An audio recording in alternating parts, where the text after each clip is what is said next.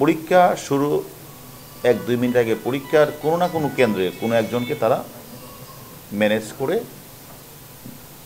এরা করে কি ওই প্রশ্নের যে ফটোকপিটা এমসিকিউ অথবা রিটেন প্রশ্নটা তারা সাথে সাথে হোয়াটসঅ্যাপে করে বাইরে পাঠায়। দিন যাচ্ছে, অপরাধীরা তাদের প্যাটার্ন চেঞ্জ করছে। আমরা শুধু বুঝতে পেরেছিলাম যে প্রশ্নপত্রটা বের করে ফেলতে পারে বা পরীক্ষা প্রশ্নপত্র শুরু হওয়ার পরে বের করে, এরকম তথ্য আমরা পেয়েছি এবং অনেককে আমরা গ্রেপ্তার করেছি।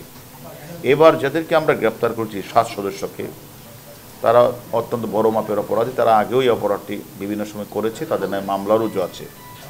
এই 7 জনকে ধরার পর তারা যে আমাদের কাছে যে তথ্য দিলেন সেটা হচ্ছে বিভিন্ন চাকরি নিয়োগ পরীক্ষা প্রশ্নপত্র ফাঁস করে অত্যাধুনিক ডিজিটাল ডিভাইসের মাধ্যমে পরীক্ষার দিন যখন প্রশ্ন উত্তর সরবরাহ করে লাখ লাখ টাকা হাতিয়ে নিচ্ছে।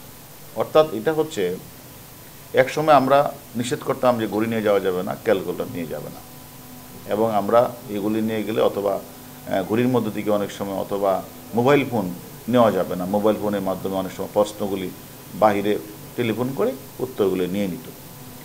এটাও দেখলাম আমরা, এটাও নিষেধ করা হয়েছে। এবং আমরা পরীক্ষা বিশেষ করে নিয়োগ পরীক্ষা, পরে বিশ্ববিদ্যালয়ে ভর্তি পরীক্ষা, তারপরে চাকরি নিয়োগ পরীক্ষা, বিভিন্নগুলিতেই কিন্তু আমরা কাজ করি। আমরা যে কথাটা বলেছি যে কি কি করণীয় বর্জনীয়, কিন্তু এইবার যেটা পেলাম এই সম্পর্কে আমাদের আসলে ধারণাটা ছিল না।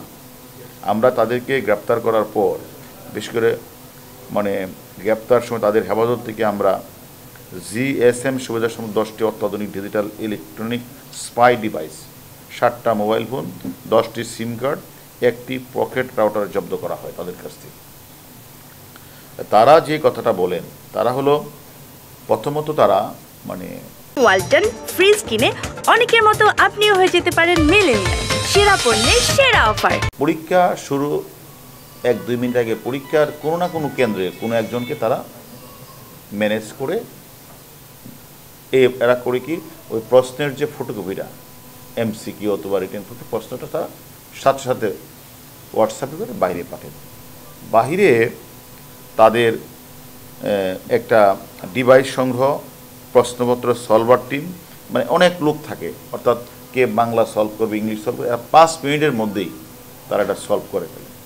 সলভ করি তখন তারা তাদের যে ডিভাইস থাকে, এই ডিভাইসটা তারা কানের মধ্যে এরকম একটা বল থাকে, এই কানের মধ্যে এরকম একটা বল থাকে। এই বলটা এই যে বলটা কানে দেয়, কানে দিবে। আর হলো হয় পকেটের মধ্যে একটা রাউটার থাকবে, অথবা এই যে আপনার যে অন্তবাস অথবা ছেলেদের গেঞ্জি, তার ভিতরে তার একটা এই যে সিম রাখবে। অর্থাৎ যখনই ওইখান থেকে বাহির থেকে টেলিফোনটা করবে, টেলিফোনটা করার সাথে সাথেই সে শুনতে পাবে। তো যাদের কাছে এটা থাকবে, এই রাউটার অথবা ওই যে অন্তবাস এগুলো থাকবে, তারা ওখান থেকে বলবে, তারা শুনবে।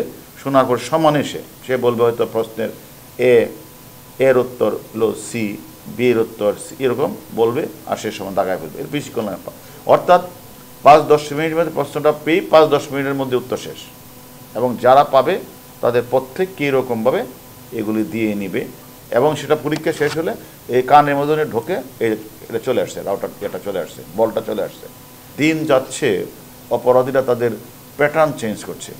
আমরাও আইনশৃঙ্খলা বাহিনী তাদেরকে ধরার জন্য বিভিন্ন স্কোপ আমরা ব্যবহার করছি। এখন সর্বশেষ যেটা আমরা পেলাম সেটা হচ্ছে তারা এই বল ব্যবহার করছে কানের মধ্যে, আর তাদের এমন জায়গায় রাখে, অর্থাৎ ওই যে ডিভাইসটা যেখানে ধরার বা এই জায়গায় চেক করার কোনো স্কোপ নেই। এইভাবে এখন আমি মনে করি আমাদের যে তারা আমাদের কাছে যে এই 7 জন আমাদের কাছে স্বীকার করেছেন যে তারা মোবাইল ফোনে হোয়াটসঅ্যাপ মেসেঞ্জারের বার্তা পর্যবেক্ষণ করে আমরা যেটা পেয়েছি, তারা প্রাথমিক শিক্ষক নিয়োগের 3য় ধাপে বাংলাদেশ রেলওয়ের টিকিট, পল্লী উন্নয়ন সঞ্চয়, জেলা প্রশাসক, মৎস্য বিভাগ অফিসসহায়ক, জেলা প্রশাসক টাঙ্গাইল, গণপূর্ত সহকারী অফিস কম্পিউটার, দুর্যোগ ব্যবস্থাপনা সবির, ভূমি মন্ত্রণালয়ের এবং বাখরাবাদ গ্যাস কোম্পানি লিমিটেড, আরও অনেক জায়গায় তারা উল্লিখিত পন্থা অপরাধ সংঘটিত করেছেন।